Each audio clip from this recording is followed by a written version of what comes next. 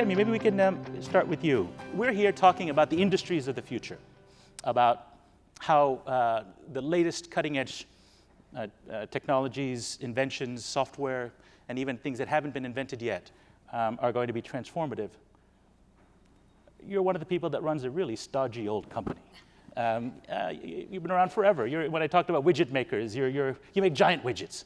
So can you tell us, what is the cultural transformation? When you think about the future at GE, what is it that you need to do, or what is it that you're doing to keep a company that clearly has lasting power, to make sure that you're around another 125 years?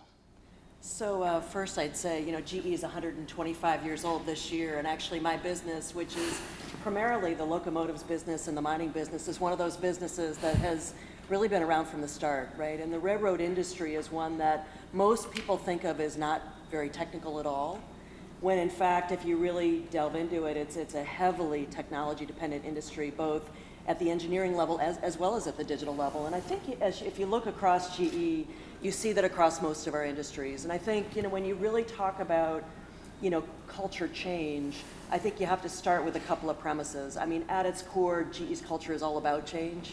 We always say inside GE, if you're bored, just wait a week, something will change. But the flip side of it is that this digital sort of transformation, I would say really started 20 or 30 years ago. Over the last couple of decades, we've seen software become an increasingly important part of our hardware. So whether that hardware is a locomotive or a gas turbine or a wind turbine, you name it, it's become an increasingly important part about the efficiency of that piece of equipment. But really, I'd say over the last 5 to 10 years, it's been this view of how do we take the data that's coming off these assets and take that to an even new level. And so the cultural transformation has been not only about very deep investment. We've been investing over $1 billion a year for the last several years in our digital platforms. It's been about really injecting different talent from outside the company, from different industries, and really creating some disruption in our own thinking. And it's really been about envisioning sort of the future of these industrial industries just in completely different ways. So if you take a locomotive, we've got 200 data sensors on that locomotive, which now can run algorithms on board that locomotive to really change its performance, its fuel efficiency, how it gets to its destination real time as it runs. And so changes like that, I think, are as important, but fueled by, the cultural change that's underneath it. Let's see, I promised we'll make this interactive. We've heard a view from an incumbent. Let's see what you think. Let's do our first poll question. We can put the question up on the screen. Please pull out your apps. The question we're asking, this is thanks to PwC for sponsoring the polling, by the way. Let's ask, as traditional industries undergo digital disruption, what would you say is the key factor in determining who wins or loses? Well-executed digital strategy, the chief executive's vision, or a competitive and tech-savvy workforce? Now, of course, you can say, well, they're all important, but we want to get a sense of which the room thinks is the most important of the ones we're putting in front of you. So please go ahead and complete your polling. If any of you are having difficulties with the app, look for one of our staff in the back. They'll help you out, or raise your hands. But why don't we go on? We'll get back to the results at the end of the session. Meanwhile, maybe I can pick up on your argument. You said it's sort of the last 20-odd years that this change has been coming. If I can turn to you, Anne, that's about the time frame in which you have been investing, really at the vanguard of these kinds of software industries. You're one of the first, if not the first, prominent investor in these areas. Can you tell us, when you're looking at it from the vantage point of when you began to see this change and how you've seen it trace, what have been the surprises for you through your own investing history of this digital transformation? Well, in the world of venture capital, we're paid to be optimists. So we are betting on success. I think Jamie made a really good point that it takes a while for all of these technologies to show up. If we look at Amazon Web Services, that's 10 years old. And if you look at industries that are leading the vanguard of convergence and digital transformation, only about 10% of large enterprise assets are on the cloud today. So we really are at the beginning. AWS was very, very small 10 years ago and really quietly went around to attract developers, to open that platform at competitive pricing, to really get the really early digital innovators on the cloud. So nothing is a surprise to us when we see who is trying to build the next platform. We look closely at who is handing out open source pieces. We look today and we see that Google, Facebook, for example, are handing out open source pieces for artificial intelligence. We look at where there are open interfaces to emerging platforms called APIs, and that tells us where the future is building. It does take about 10 years to build one of these companies from scratch, so the surprises for us are really who are the winners. And we hope that those surprises are our companies versus companies we didn't invest in. I think the biggest surprises are that timing is everything. We're in Act 3 of many of these things. I was talking earlier to someone about... Were you too early? I mean, when you say timing, you've got to get it right both ways, right? Not too early, not too late. Exactly. So what was something you bet on that was far too early, even though it was a brilliant idea, that ultimately became to fruition? We funded a little company called Hyperion in the early 90s. Two guys came in and said, business intelligence is the future. And at that point in time, business intelligence was called decision support. And realistically, that's 15 years ago. And these two gentlemen told us that, no, BI is going to be everything. All data was siloed and closed. The only data you had access to was massive numbers of spreadsheets. This company became a huge success because they allowed you to take millions of spreadsheets and put them in a cube architecture and do multi-dimensional analysis. And they coined the word business intelligence. Simultaneously, a company called Cognos and a company called Business Objects were doing various things with different functional areas in companies. 10 years later, that company was acquired by Oracle for about $3 billion. And the first round of business intelligence was created. But you compare that today with what business intelligence is, with massive amounts of data, massive amounts of Internet of Things, and unstructured and structured data. It was really only the beginning, but it was really a surprise appearance of the beginning of business intelligence. Great. Alec, you've, in addition to your many other experiences, you've written a great book, The Industries of the Future. We've heard already on stage a lot of talk about open innovation, open collaboration. I know GE's got, among other things, is Digital Foundries, are a collaborative platform to work with partners and people, clients and so on. As you reflect on the future of industry, can you help us make sense of the tension between the traditional way companies innovated, corporate America particularly, which was internal, right? Trade secrets, patents, top-down, the old Xerox PARC or AT&T Bell Labs model, wise men with beards would give us great technologies from on high, and as consumers would be very grateful to receive it, to this new model where we seem to have a lot more role for open collaborative innovation. How does that work in terms of traditional cultures, not invented here, the legal department saying you're going to corrupt the IP through all these collaborations, the real world problems that I'm sure many of our people in the audience face at their companies when you start singing the Silicon Valley song about open innovation? Yeah, when I think about this, I think that the 21st century is a terrible time to be a control freak. and I think that... So how do you manage? Yeah, so I think that in a lot of very, very large companies, there's this zeal for control. We're going to control ideation, we're going to control commercialization, we're going to control our IP. And look, you have to draw, ultimately you're charged with being a steward of shareholder value. So that what you're creating, you're not creating for the well-being of humanity, you're creating it to make money and increase share prices. But what's interesting is that I think the dominant evidence over the last 20 years is that significant innovation tends not to come from inside the bowels of very large enterprises, where those enterprises have gestated the innovation entirely themselves. It more often than not does come through more open models. It oftentimes comes from startups.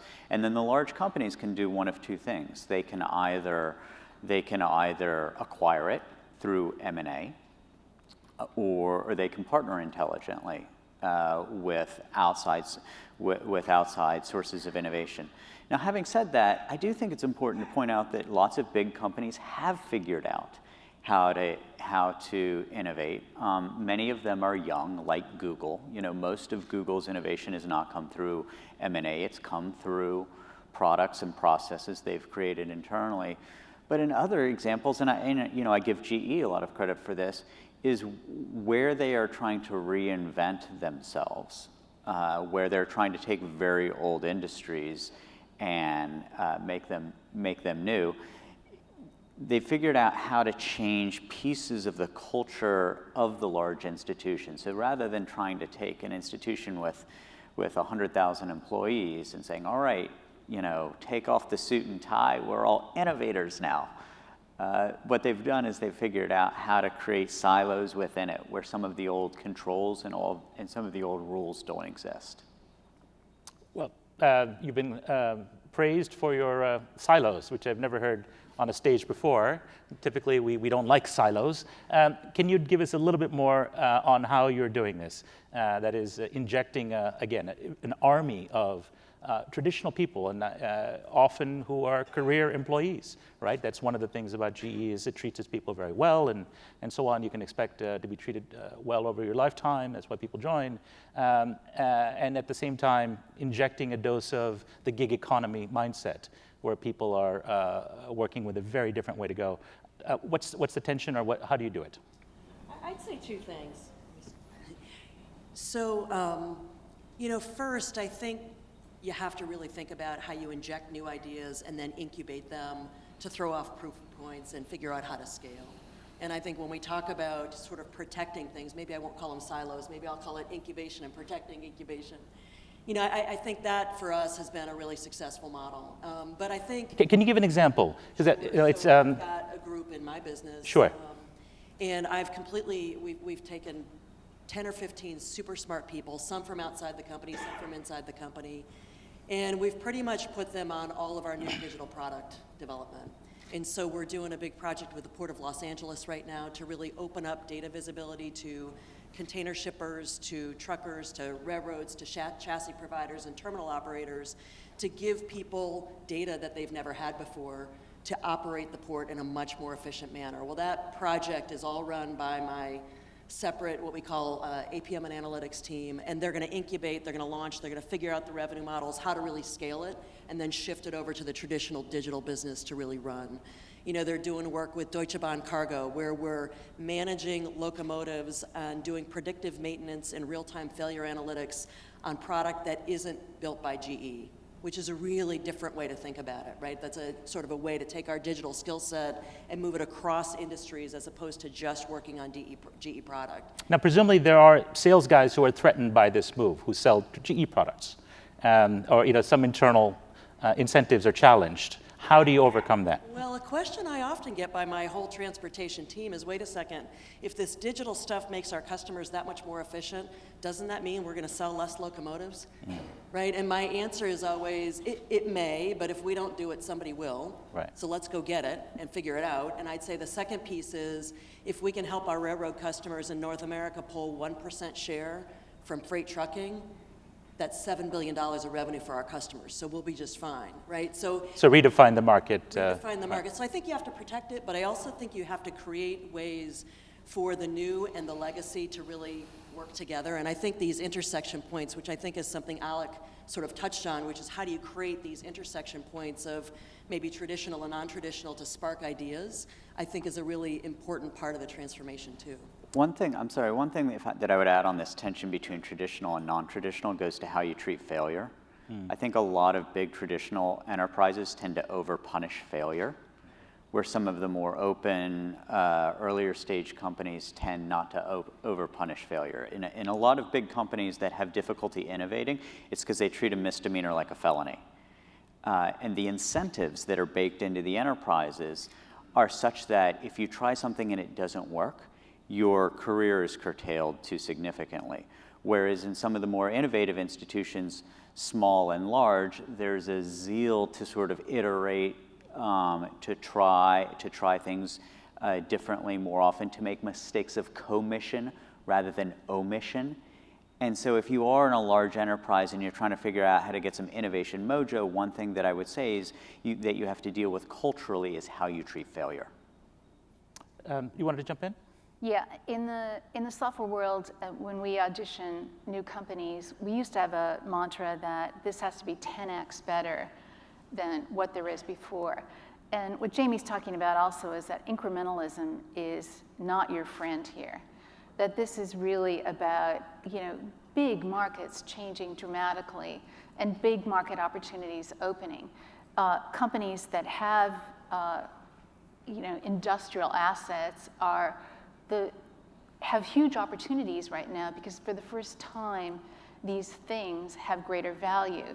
It really gives you a license to relook at your business and a license with all your stakeholders, including your shareholders, because they're expecting change at this point in time. And it causes you to relook at your value proposition. If we look at Amazon again, who's been a stellar success, Amazon never called itself a book reseller. They really knew that their value proposition was convenience and massive selection. And that has served them for their massive growth and has really been a challenge to other retailers who keep thinking of how to reinvent themselves as a retailer versus relooking at their core value propositions to the customers. I had promised to come to the audience early, so I want to give you notice. Please start getting your questions together. I'm going to come to you in just a couple of minutes, but I want to ask my panel first. In this convergence through which we are living at the moment, who do you predict will be the winners and who will be the losers? What kinds of companies? Well, I'll start. I'm going to flip the question a little bit and talk about geography. Okay. Where will the winners and losers be? And I say that because if you think about the last 20 years and the trillions of dollars of wealth creation that have been created through digitization, a remarkably high percentage of it has flowed through an area that's 30 miles long and 15 miles wide in California called Silicon Valley.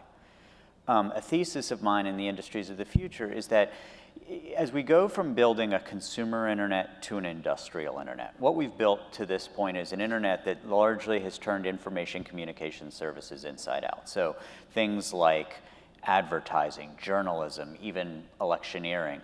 But as we build an industrial internet, as we run zeros and ones through, more traditional industries, what I believe is that the geographic spread for this innovation and the platforms will be wider. So I do think that there are institutions within Silicon Valley that will be strong. But what I also believe is that the companies with domain expertise in something like mining or transportation or whatever it is, that figures out how to develop its own innovation agenda applying data science, I have a feeling it's going to be the companies that have domain expertise. And that inherently has more geographic spread than the traditional technology platform companies. So when I think about the advent of precision... So in other words, develop your own platform. Right. So when I think about precision agriculture, basically the mashup of data analytics with agriculture, I think there are a couple companies that I think have gotten very smart about this, like Monsanto, like John Deere, like one or two others, and some startups. And they tend to come from places that are the HQs of ag companies as opposed to Palo Alto or Seattle. Yes. I think Alex has summarized it by saying the winners are the platform vendors. That's always been true in technology. And since everybody is now a technology company, you have to be a platform vendor to succeed. That means that you're part of a broader ecosystem. That means that you look at that geography of Silicon Valley as what arms merchants can you partner with. It's really hard to operate as a protected company anymore. Jamie mentioned their analytics platform, which I'm sure leverages other vendors' platforms as well. It means looking deeply at your, basically how you build software. What is your software supply chain? How good is it? How good do you participate as a core software vendor and continue to fuel innovation in your platform? And your platform may indeed be specialized because of your industry knowledge, whereas Amazon or Google or Microsoft may be specialized because of their ability to support the cloud, which supports your platform, or Uber, which supports, if you're Delta and I can use Uber to get a car on my arrival. But we see in ecosystems of platforms being the great successes here. So let me link the two responses we've had so far. We heard about Silicon Valley's advantages, right? And the question of, will this persist over time? And your answer was, of course, platforms, right? Platforms are clearly successful today, but we can have only so many platforms, right? Everybody can't be a successful platform. We can all try, but most will fail. And in fact, aren't we seeing really a winner-takes-most economy that's emerging, in which a few platforms, the Ubers and others of its ilk, are very successful. They've gained strong advantages, Alphabet with some of its activities, Amazon, and so on. But doesn't that go against what has made Silicon Valley so successful until now, which is low barriers to entry, lots of competition, new ideas having the chance to come forth? If we move to an age in which you have relatively few platforms with dominant position, wouldn't that ultimately be the undoing of the Silicon Valley you love? Well, I think that platforms will remain strong, but I think that there's also an enormous amount of wealth to be created outside of platforms. I mean, there's virtue and value in having platforms that are very large and have the capability of supporting thousands of enterprises in the cloud, for example. I mean, you don't want to work with, the ma and pa cloud company to put your critical infrastructure, to protect your critical IP and infrastructure. I mean, there is a virtue in these very large platforms, and while I do think it's worth scrutinizing how much of the capital flows through the platforms and what their responsibilities are, what I also think is that there's just an absolute ton of money to be made leveraging these platforms. And so what we do have to be mindful of, though, are antitrust considerations and what have you, such that the platforms do not become rent-seeking in a way that significantly stifles competition and innovation. It's something you have to have both eyes open. I don't hold the view that Amazon and Google and others are inherently evil, but I do believe you have to have both eyes open and scrutinize the degree to which they are or are not facilitating or inhibiting competition. Jamie, what's your perspective? How wary are you of these external platforms? So I maybe make a point first and then, Sure. and then get to that. Because And then I do want to come to the audience, so let's get some microphones ready. we talked about Silicon Valley, we talked about platforms, but I actually think one of the big characteristics of companies that will succeed over the next couple of decades is also companies that realize they can't do it alone. Mm-hmm. And really understand where their partners, where their frenemies, where their different elements of how they can supplement what's inside their own company will come from.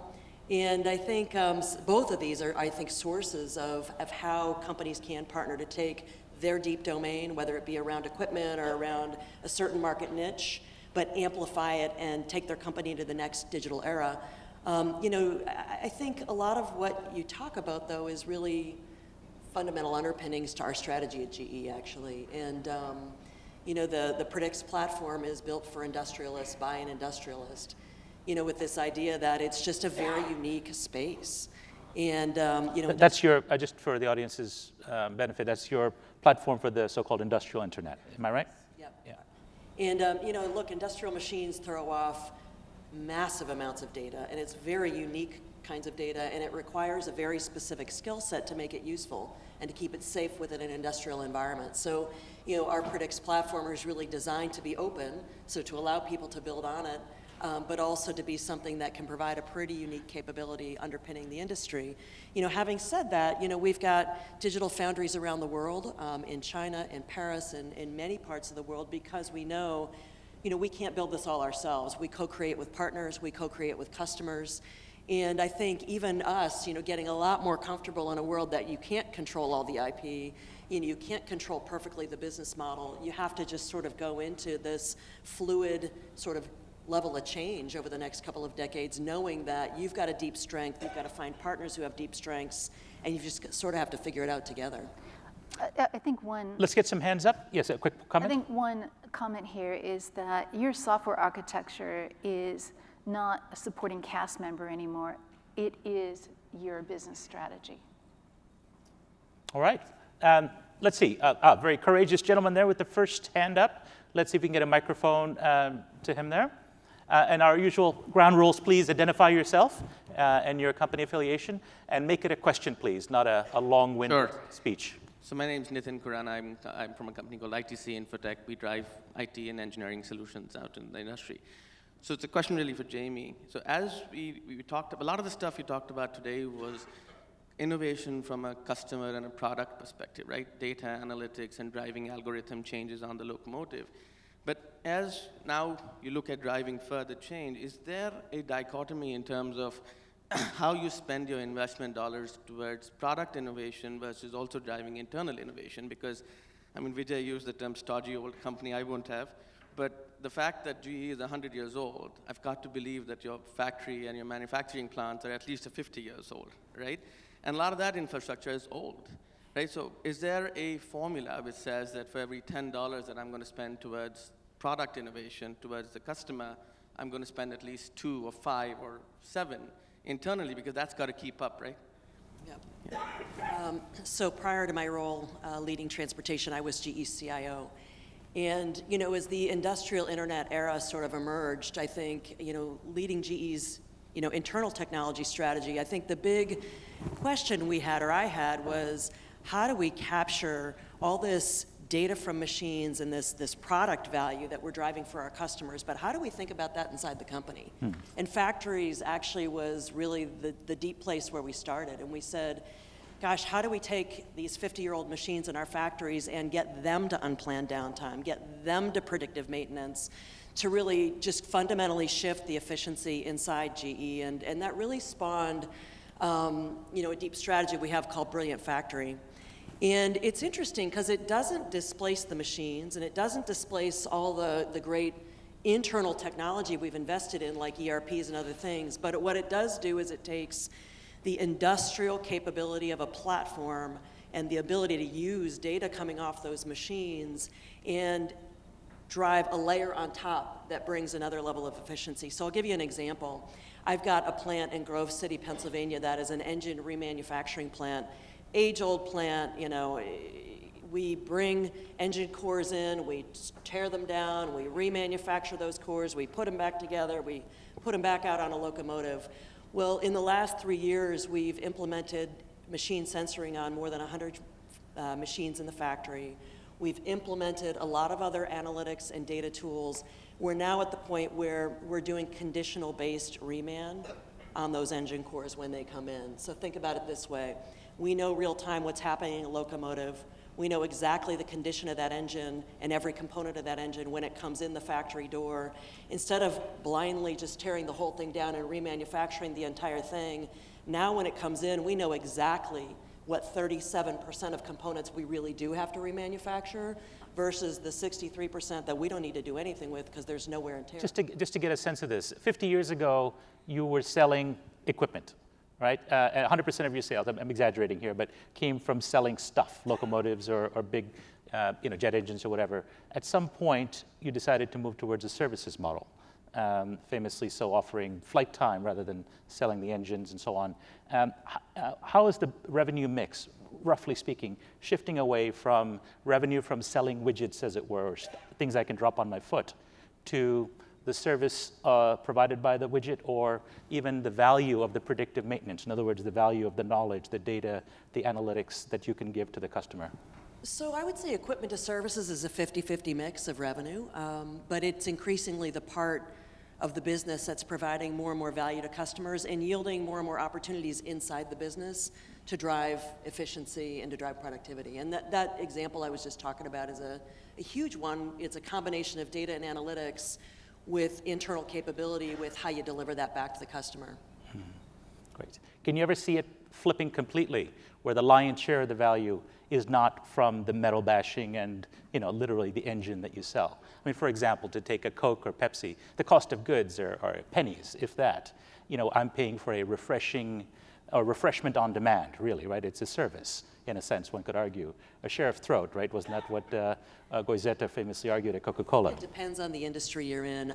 Look, one of the reasons we're in the industries we're in is because they're deeply technical, and they involve not only deep material science or engineering capability, but also deep knowledge about how those systems around them work. Right. So it's not an industry that gets to be something that's easily replaceable. But I think, look, over the next couple of decades, as both digital and data, as well as things like additive technologies, fundamentally shift, how engineering works. Yeah.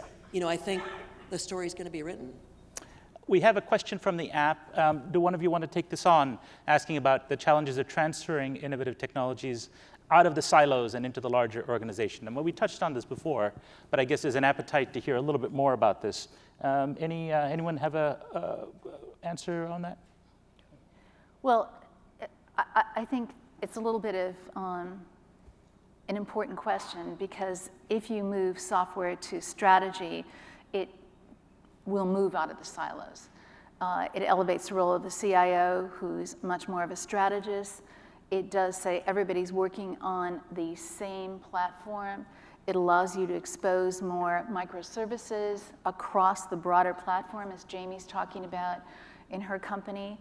The question about all the legacy systems you have, you can't rip and replace silo by silo. You're going to have to embrace and extend a new platform, and Jamie's already talked about that as well. But realistically, if you're transforming your business and looking at the whole customer journey, you'll probably take your business across those silos and determine how you're going to expose new services, be they software or hard goods, to the customer, and it will move you out of those silos to a more horizontal approach to a broader business strategy.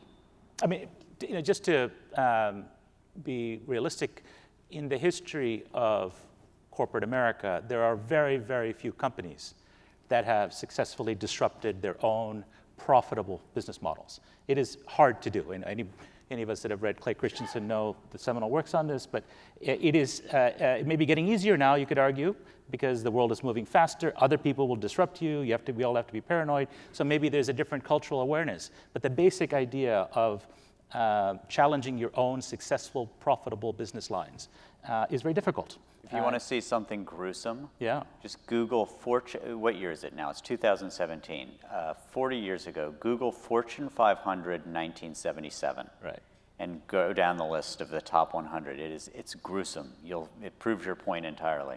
Exactly. They're gone. You're swimming upstream and trying to do this, but there are successful examples. Again, like GE, there are other companies. In fact, GE is a bit of a young'un, if you ask me. The Economist has been here more than 170 years. So we tend to look at you youngsters as having some way to go.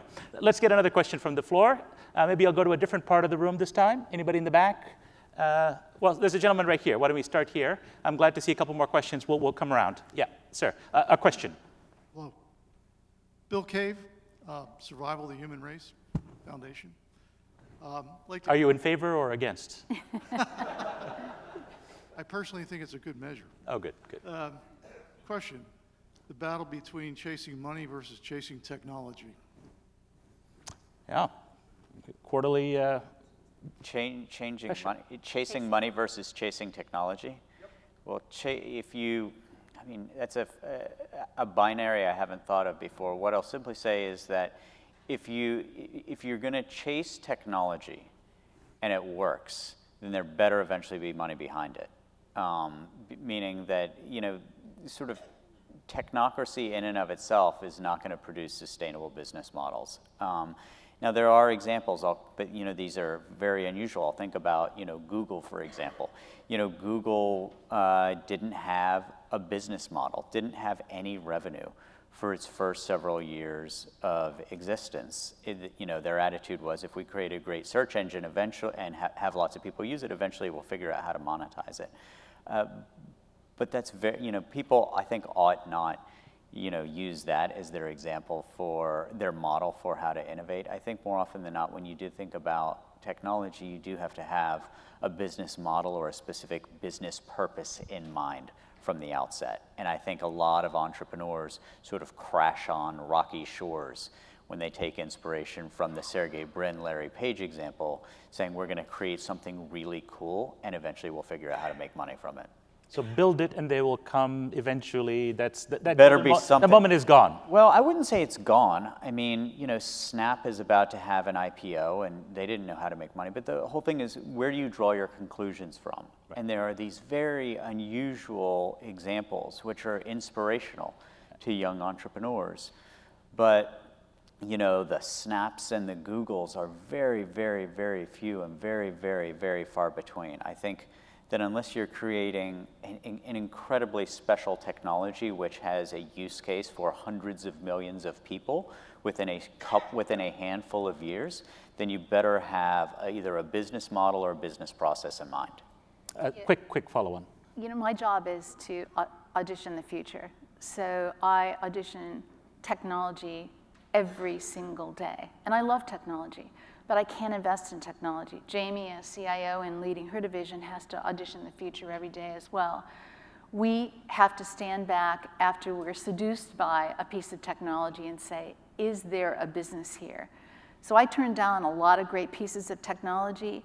They give me a sense of where the patterns are for the future, but we have to draw the line on what we think might build a real business, because it is very, very hard to build businesses. Easier to invent technology, much harder to build businesses. It's about value creation.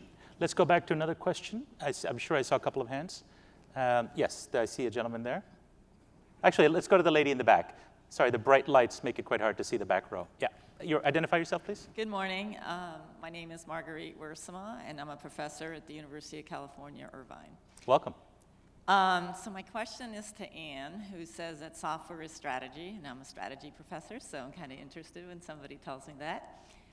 What do you tell the CEO of General Motors, Hyundai, or Daimler-Benz, whose core capabilities clearly don't lie in software, yet their industry is completely being transformed as a result of that? And how can they appropriate the value of a key asset or competence that they don't really possess? I'll tell you what I would tell them. They should stay till the Oxford debate we're having at 5 o'clock on exactly that topic today, the great economist debate. But let's hear from the expert. Yeah, just a quick answer. My colleague Mark Andreessen sort of was the protagonist here by saying software is eating the world. Sort of true, but not really. But I do think that most CEOs really understand that software is at least a key asset for them.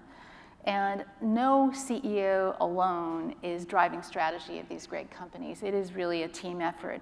We really are seeing the CIO becoming much more elevated in companies, and more CIOs leading companies themselves, let alone divisions, because really their core competency needs to continue to expand.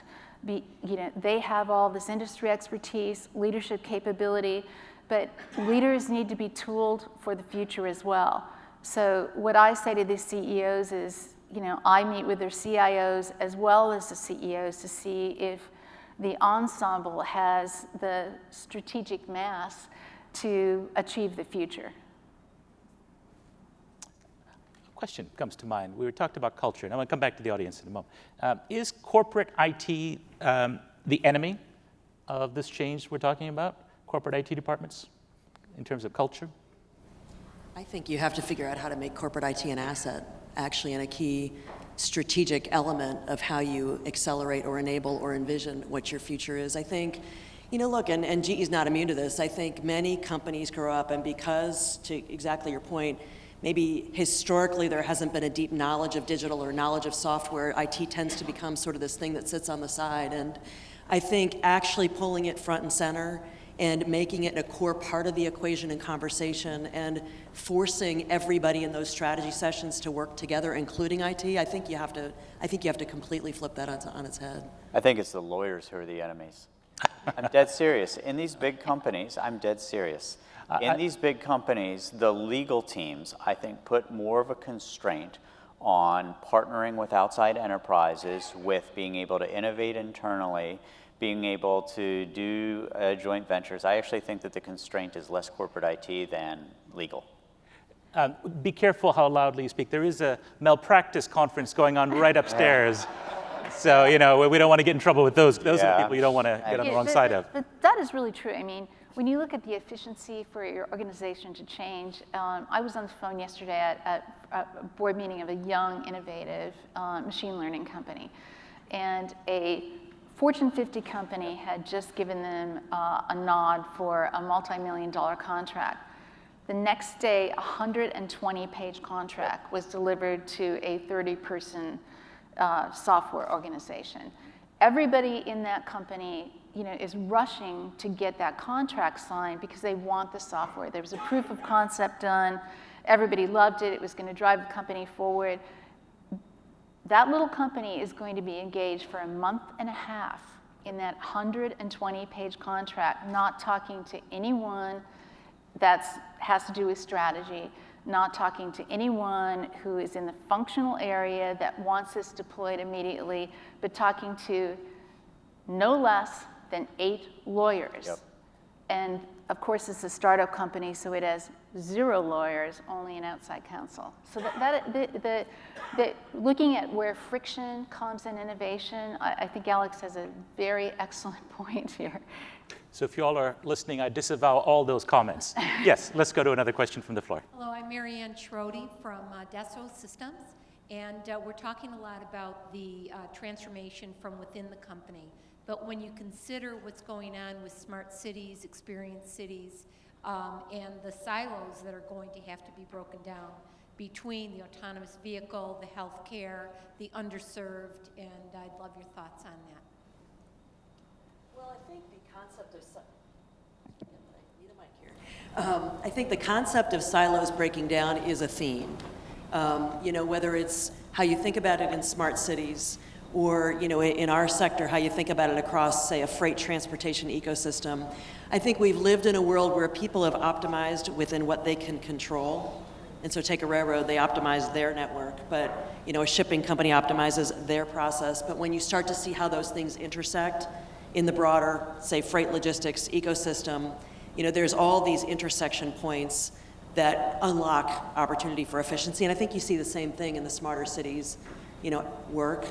Whether it's taking light fixtures and having them include sensors to really monitor crime and traffic and parking and safety and all these other things. It's just a way of unlocking sort of, capability that breaks down silos. Yeah, I think the key word we're saying here is ecosystems. That if you want to build products, silos work really well. You can spill out products as often as you want. If you want to really track the journey of your customer across these ecosystems, you're going to have to cross your silos. There's no way it can be done otherwise. So it really is the transformation from being a company that is a platform and supports an ecosystem versus a company that is a product company and supports these silos. That sounds just like a semantic difference, but it's a really big strategic change. We have just about a minute left. A very short question, a short answer, please. Ted Steinman. I'm at the Food Protection and Defense Institute at the University of Minnesota. So we've talked a lot about silos and partnering. Both. Of course, you guys are in favor of silos for the grain, aren't you? Yes. Well, grain silos, perhaps. Yeah. But so we've talked about siloing inside and outside of an organization. What role do you see universities playing in breaking down some of those silos? Universities. Somebody want to take this on? Well, I'm a trustee at the University of St. Thomas in Minnesota. and am on the academic affairs committee there.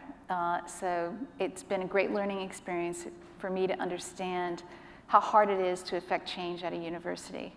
The former head of the University of Minnesota is on a family foundation with me, and Minnesota is a very innovative university.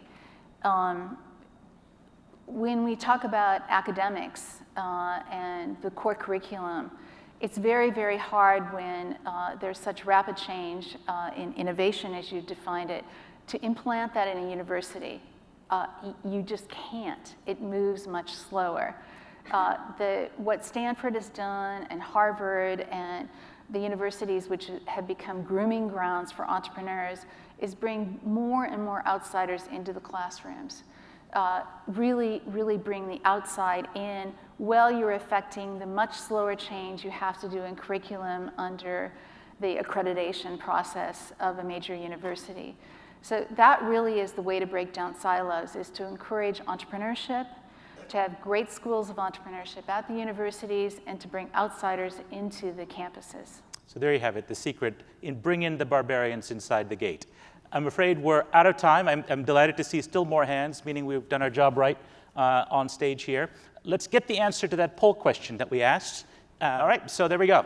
It's a bottom-up solution that you have all voted. The workforce, I think, if I read that correctly, is the most important actor in change.